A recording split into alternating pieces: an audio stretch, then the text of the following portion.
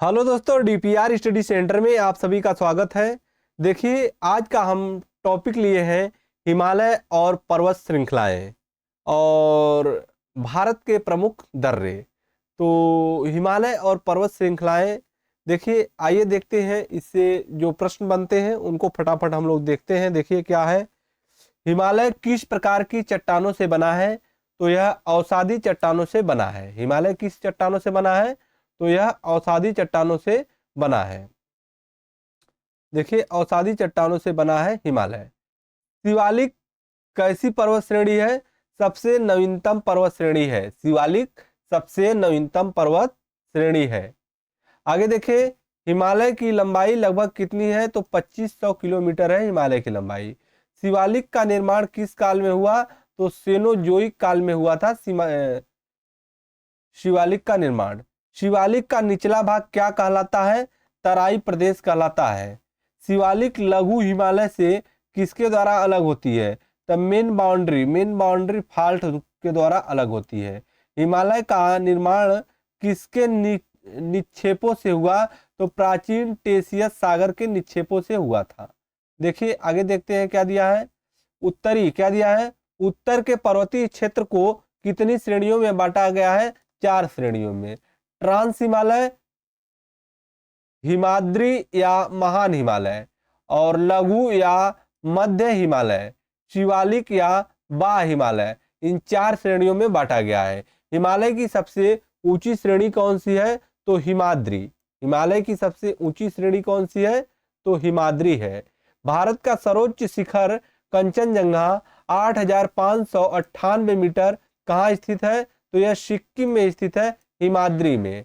विश्व की सबसे ऊंची चोटी माउंट एवरेस्ट 8850 मीटर कहाँ स्थित है? हिमाद्री, नेपाल में यह स्थित है।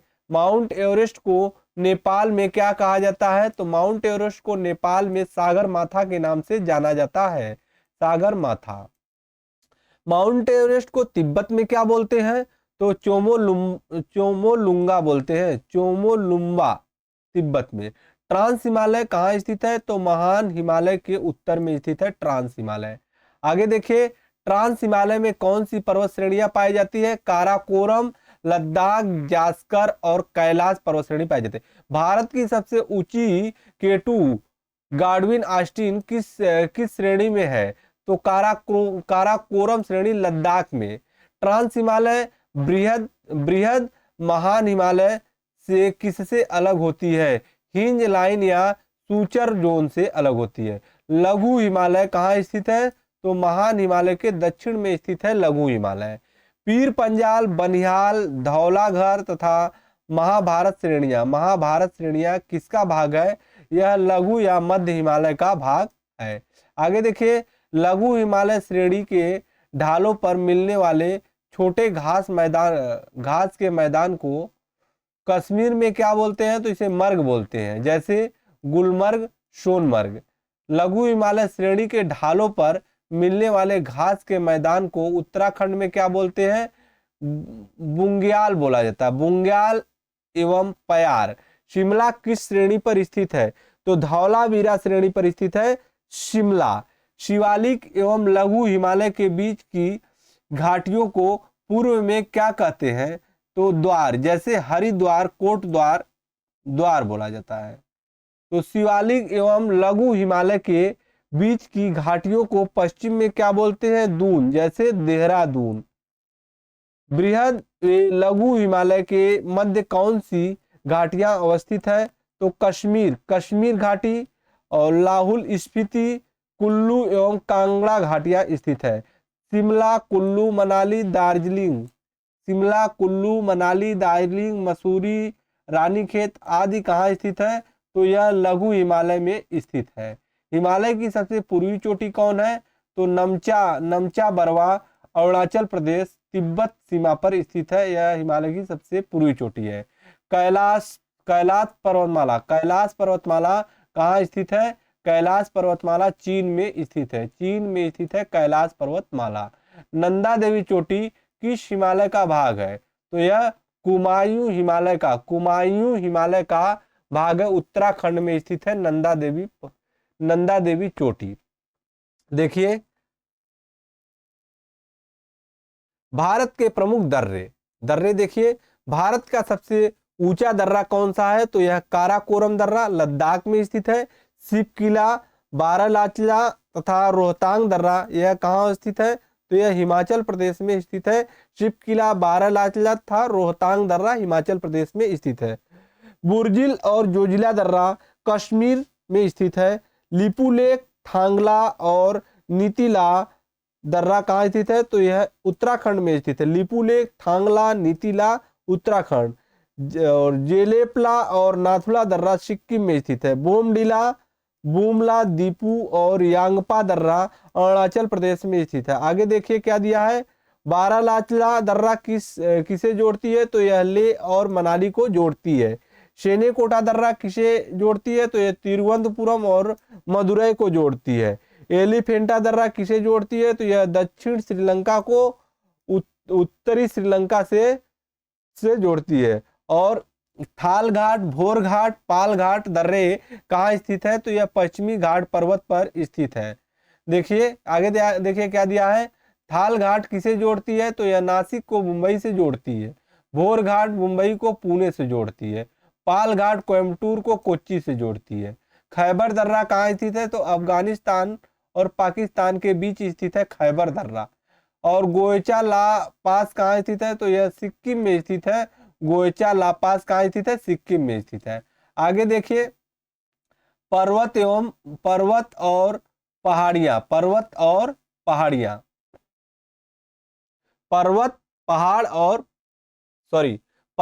पठार और पहाड़ियां। क्या दिया है? पर्वत, पठार और पहाड़ियां। देखिए क्या दिया है, भारत का सबसे प्राचीन पर्वत कौन सा है? तो अरावली पर्वत है। अरावली पर्वत है। अरावली की सबसे ऊंची चोटी कौन सी है? तो गुरु शिखर, माउंट आबू गुरु शिखर। अरावली की सबसे ऊंची चोटी है गुरु शिखर। अरावली की पहाड़ियां किस राज्य में है? तो अरावली की पहाड़ियां राजस्थान राज्य में है। अरावली की पहाड़ियां। आगे देखिए, पूर्वी घाट पर्वत का विस्तार कहां से कहां तक है? तो उड़ीसा से तमिलनाडु तक है पूर्वी घाट पर्वत का विस्तार। उड़ीसा से तमिलनाडु। महेंद्रगिरी पर्वत किस घाट का हिस्सा है? तो पूर्वी घाट कहाँ है? उड़ीसा में। पश्चिमी घाट सह्याद्री क्या है? तो एक भ्रंश कगार है। उत्तरी सह्याद्री की सर्वोच्च शिखर कौन सी है? तो काल सुबाई है। आगे देखिए, दक्षिणी सह्याद्री की सर्वोच्च शिखर कौन सी है? तो यह है कुद्रेमुख। नीलगिरी की पहाड़ियां कहाँ स्थित है? पश्चिमी एवं पूर्वी घाट के मिलन स्थल पर। नीलगिरी की सबसे ऊंची चोटी है दोदा बेटा। नीलगिरी की सबसे ऊंची चोटी कौन सा है? तो यह है दोदा बेटा। ऊटी देखिए, ऊट कमंड ऊटी कहाँ स्थित है? तो नीलगिरी में स्थित है। ऊटी कहाँ स्थित है? नीलगिरी में स्थित है। सेवराय पहाड़ियां कहाँ है? तो यह चेन्नई तमिलनाडु में स्थित है। सेवराय पहाड़ियां। कोडाई कनाल किस पहाड़ी पर स्थित है? तो यह पालनी पहाड़ी पर स्थित है। कोडाई कनाल तमिलनाडु में। आगे देखिए, कोडाई कनाल पालनी पहाड़ी पर स्थित है तमिलनाडु।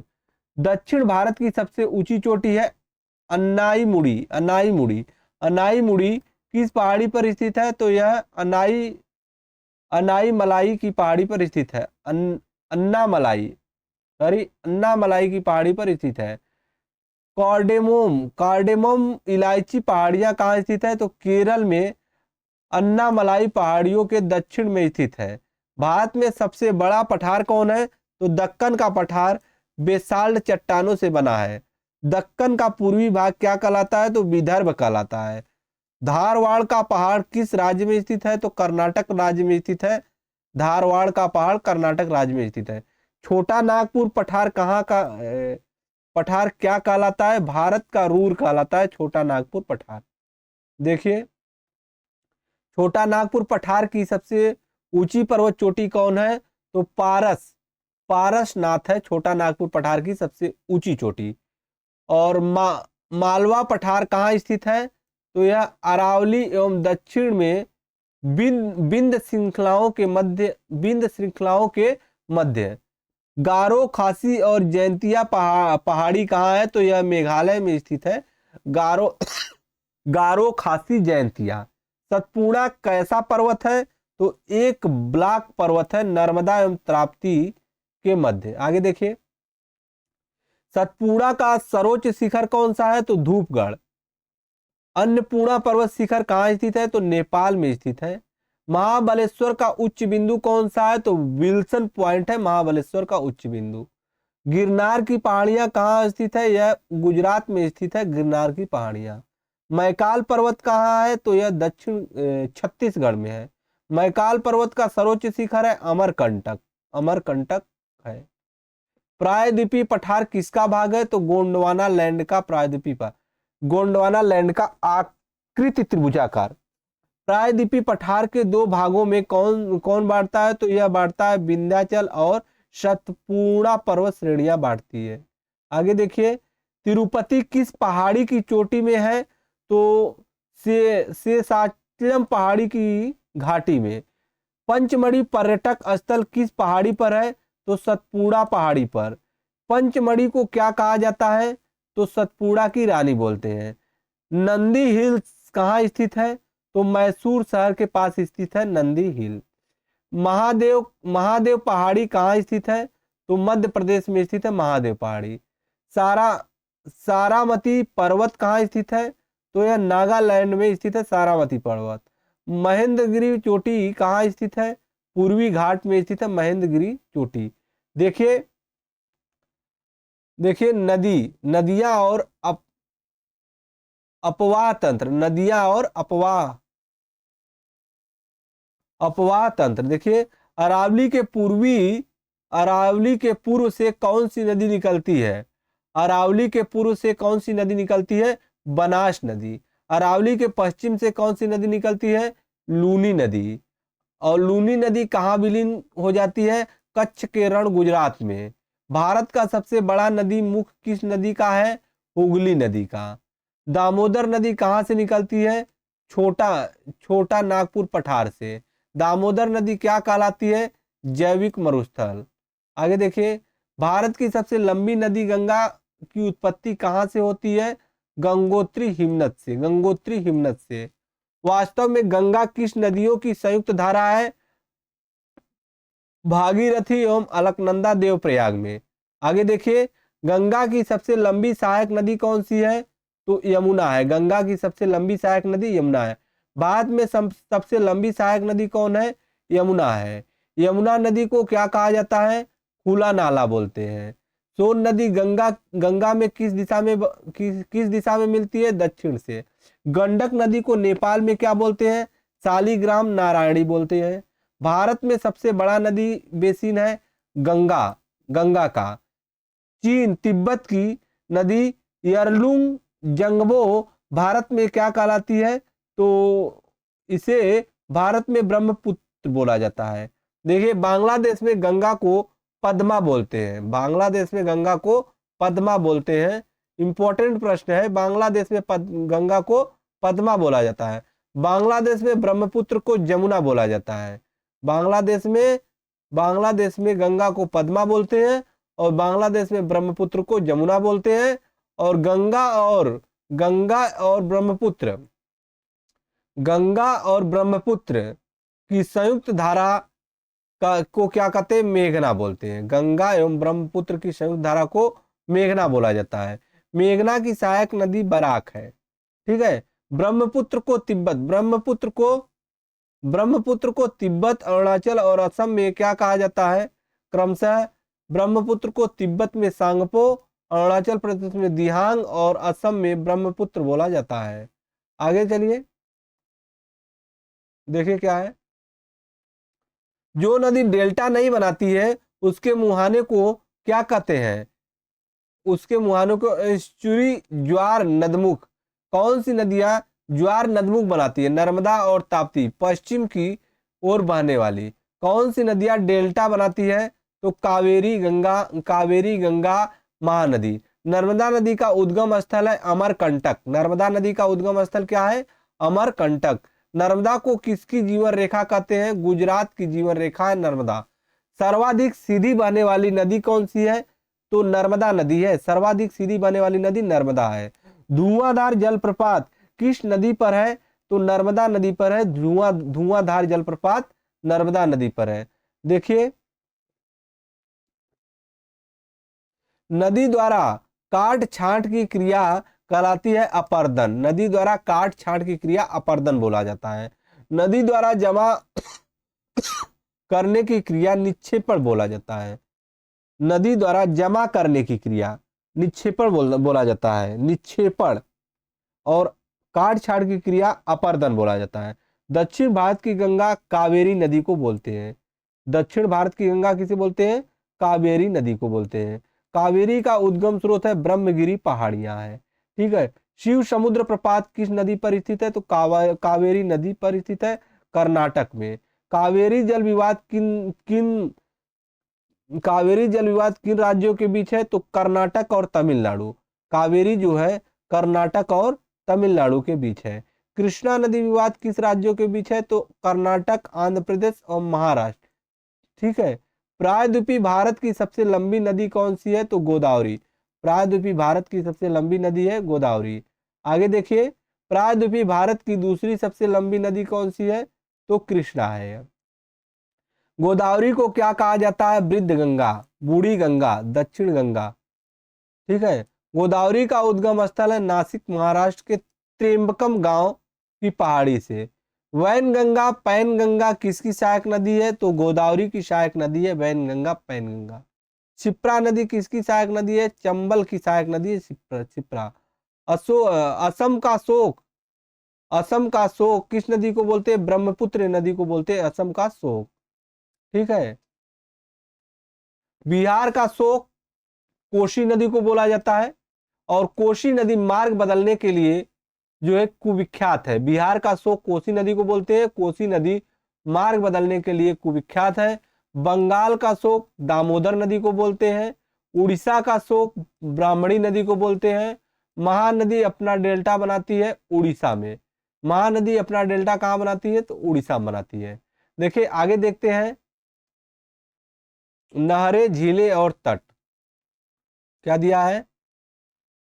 नहरें, झीलें और तट। तो देखिए क्या है, गुजरात से गोवा तथा तटीय क्षेत्र क्या कहलाता है? गुजरात से गोवा तक का तटीय क्षेत्र क्या कहलाता है? कोंकण तट। कोंकण तट बोलते हैं। मंगलूर से कन्याकुमारी तक का तटीय क्षेत्र क्या कहलाता है? मालाबार। गुजरात से गोवा तक का तटीय क्षेत्र कोंकण तट बोलते हैं। और मंगलूर से कन्याकुमारी तक का तटीय क्षेत्र मालाबार तट के नाम से जाना जाता है। भारत का पूर्वी समुद्री तट क्या कहलाता है? कोरोमंडल बोला जाता है इसे। और माहिम तट तथा दक्कन का पठार महाराष्ट्र में स्थित है। भारत की सबसे लंबी नहर कौन सी है? इंदिरा गांधी नहर, राजस्थान में। भारत की सबसे लंबी नहर कौन सी है? इंदिरा गांधी नहर, राजस्थान। इंदिरा गांधी नहर कहाँ से, इंदिरा गांधी नहर जल कहां से पाती है? सतलज एवं ब्यास नदी से, हरिके बैराज से निकलती है। देखिए, भारत की सबसे ऊंची झील कौन सी है? तो चोलामू झील है, जो सिक्किम में स्थित है। भारत की सबसे बड़ी कृत्रिम झील है गोविंद बल्लभ पंत सागर, रिहंद नदी पर, उत्तर प्रदेश में है। संसार का सबसे बड़ा मानव निर्मित झील है मीड झील। मीड झील कोलोराडो नदी पर है, जो यूएसए में स्थित है। ठीक है। भारत की सबसे बड़ी लैगून खारे पानी की झील चिल्का झील उड़ीसा में है। भारत की सबसे बड़ी लैगून खारे पानी की झील चिल्का उड़ीसा में स्थित है। आगे देखिए, पुलकिट झील कहाँ स्थित है? यह आंध्र प्रदेश में स्थित है। आंध्र प्रदेश तथा तमिलनाडु की सीमा पर लैगून झील। और हागेन कॉल जलप्रपात किस नदी पर है? तो यह कावेरी नदी पर स्थित है। भारत का सबसे ऊंचा जलप्रपात कौन है? तो कुंचिल 455 मीटर, बरही नदी कर्नाटक में स्थित है। गोखूर झील कहाँ स्थित है? उत्तरी मैदान में स्थित है। पवन द्वारा निर्मित मैदान क्या कहलाता है? तो पेडी प्लेन, पेडी प्लेन बोला जाता है। पवन द्वारा निर्मित मैदान क्या कहलाता है? पेडी प्लेन बोलते हैं इसको, पवन द्वारा निर्मित मैदान को। देखिए आगे देखते हैं।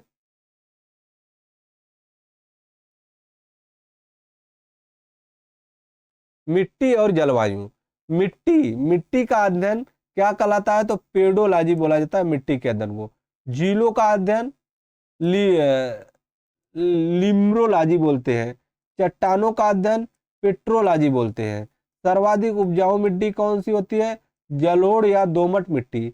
जलोढ़ मिट्टी में किसकी प्रचुरता होती है? पोटाश, चूना एवं जैव पदार्थों की। आगे देखिए, पुरानी जलोढ़ मिट्टी को क्या कहते हैं? बांगर। नवीन जलोढ़ मिट्टी को क्या कहा जाता है? खादर। काली मिट्टी का निर्माण किससे हुआ है? ज्वालामुखी से निर्मित बेसाल चट्टानों से। आगे देखते हैं, कपास की खेती के लिए उत्तम मिट्टी कौन सी है? काली मिट्टी, रैगुर मिट्टी। काली मिट्टी में क्या धारण करने की क्षमता अधिक होती है? नमी धारण करने की। काली मिट्टी में क्या धारण करने की क्षमता अधिक होती है? नमी धारण करने की क्षमता अधिक होती है।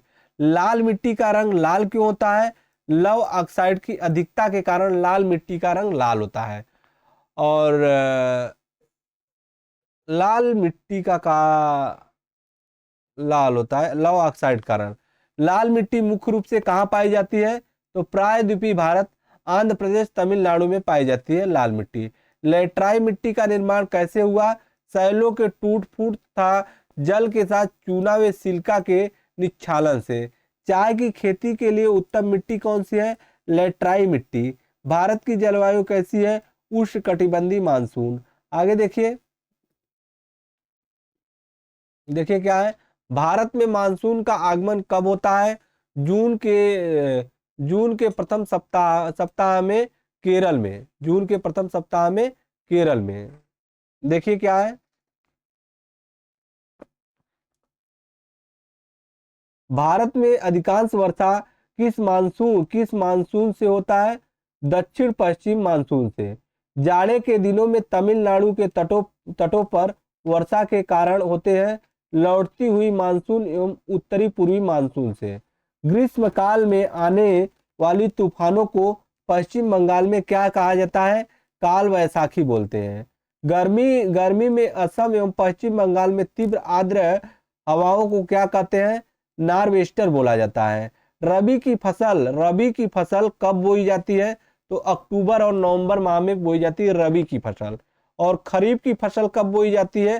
तो जून जुलाई में बोई जाती है खरीफ की फसल। रबी की फसलें कौन सी है? रबी की फसल है गेहूं, जौ, चना, मटर, सरसों, आलू, राई, ये सब रबी की फसल है। और खरीफ की फसल है धान, गन्ना, तिलहन, ज्वार, बाजरा, ये सब खरीफ की फसल है। मक्का, अरहर, ये सब खरीफ की फसल है।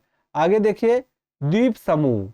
देखिए, भारत के द्वीप समूह को कितने भागों में बांटा गया है? 2, लक्षद्वीप एवं अंडमान निकोबार द्वीप। अंडमान निकोबार द्वीप समूह कहाँ स्थित है? तो यह बंगाल की खाड़ी में स्थित है। लक्षद्वीप समूह कहाँ स्थित है? अरब सागर में स्थित है। लक्षद्वीप समूह किससे निर्मित है? प्रवाल कोरल से। श्रीहरिकोटा आंध्र प्रदेश कैसा द्वीप है? प्रवाल द्वीप है। लक्षद्वीप की राजधानी क्या है? कावारती है। लक्षद्वीप में कुल द्वीपों की संख्या कितनी है? 36 द्वीपों की संख्या है। देखिए आगे देखते हैं, 8 डिग्री चैनल किसे अलग करती है? मिनी काय को मालदीप, मिनी काय और मालदीप को। 9 डिग्री चैनल लक्षद्वीप और मिनी काय को अलग करती है। लक्षद्वीप समूह को सबसे बड़ा द्वीप कौन सा है? अंड्रोट है। लक्षद्वीप समूह का सबसे छोटा द्वीप कौन है? तो बिट्टा है। लक्षद्वीप के लोग कौन सी भाषा बोलते हैं? मलयालम बोलते हैं। अंडमान निकोबार द्वीप समूह किससे निर्मित है? ज्वालामुखी से निर्मित है। अंडमान निकोबार समूह में कुल कितने द्वीप है? 572 द्वीप है। आगे देखिए, 10 डिग्री चैनल किसे अलग करता है? अंडमान को निकोबार से। ग्रेट चैनल किसे अलग करता है? सुमात्रा द्वीप इंडोनेशिया को ग्रेट निकोबार से। अंडमान निकोबार की राजधानी क्या है? पोर्ट ब्लेयर है। पोर्ट ब्लेयर कहाँ स्थित है? दक्षिण अंडमान में। सेलुलर जेल वे वीर सावरकर एयरपोर्ट कहाँ है? तो पोर्ट ब्लेयर में है। हैवलॉक रास और नील द्वीप कहाँ स्थित है? दक्षिण अंडमान में। अब्दुल कलाम द्वीप व्हीलर द्वीप कहाँ स्थित है? उड़ीसा तट पर। देखिए कोको स्ट्रेट किसे अलग करता है? तो कोको द्वीप म्यांमार एवं उत्तरी अंडमान को। अंडमान निकोबार को और किस नाम से जाना जाता है? तो मरकत द्वीप के नाम से जाना जाता है अंडमान निकोबार को। आगे देखिए अंडमान निकोबार की सबसे ऊंची चोटी कौन सी है? तो सैडल पीक उत्तरी अंडमान। सैडल पीक है अंडमान निकोबार की सबसे ऊंची चोटी। नारकोडम द्वीप कहाँ स्थित है? तो उत्तरी अंडमान के पूर्व में स्थित है। अंडमान निकोबार की दूसरी सबसे ऊंची चोटी mount Thuillier great Nicobar. Deccan पास किसके बीच स्थित है? तो दक्षिणी एवं लघु अंडमान के बीच स्थित है। छोटा अंडमान द्वीप की जनजातियां कौन सी है? ओंग। निकोबार द्वीप की जनजाति कौन है? सोमपेन। भारत का एकमात्र सक्रिय ज्वालामुखी है बैरन द्वीप मध्य अंडमान के पूर्व में। पंबन द्वीप किसका भाग है? आदम ब्रिज का। आगे देखिए क्या दिया है। आदम ब्रिज या राम सेतु कहां से कहां तक है? देखिए आदम ब्रिज या राम सेतु कहां से कहां तक है? तो धनुष कोड़ी से श्रीलंका के मन्नार द्वीप। क्या है? धनुष कोड़ी से श्रीलंका के मन्नार द्वीप तक स्थित है आदम ब्रिज। तो ये रहे आज का वीडियो और हम फिर मिलते हैं नेक्स्ट वीडियो में। तब तक के लिए धन्यवाद।